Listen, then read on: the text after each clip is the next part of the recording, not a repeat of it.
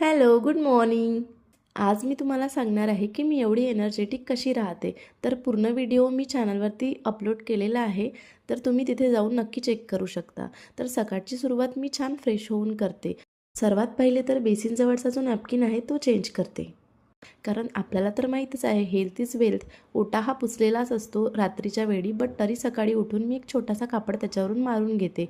त्यानंतर किचनमधल्या जे नॅपकिन्स आहेत तो चेंज करून घेते.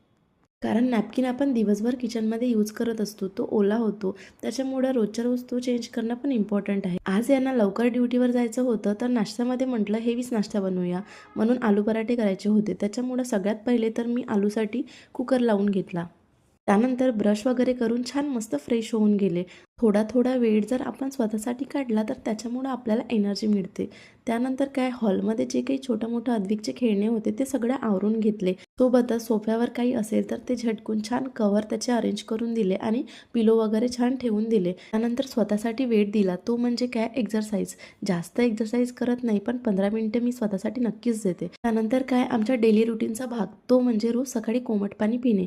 तर ते आम्ही घेतलं. सोबतच मी चहासुद्धा घेतला आणि इकडे पराठे पण बनवून घेतले. सोबतच त्याच्यासोबत पराठ्याची चटणी बनवली आणि हे ड्युटीवर गेले. त्याच्यानंतर अद्विक पण उठला, त्याची तयारी वगैरे करून दिली, रेडी करून त्याला स्कूलमध्ये पाठवलं. आता हे पण लवकर गेले होते आणि अद्विक पण स्कूलमध्ये गेला होता आणि पराठे थोडे एक्स्ट्राच बनवले होते, त्यामुळे स्वयंपाक करायचं टेन्शन नाही. त्याच्यामुळं मी दोन्ही रूमच्या ज्या बेडशीट आहेत त्या चेंज करून घेतल्या, झाडू पोछा सर्व केलं आणि छान मस्त अंघोळ करून रेडी झाले. त्यानंतर मस्त झाडाला पाणी घातले आणि पूजा पण करून घेतली. सो भेटूया नेक्स्ट व्हिडिओमध्ये. बाय.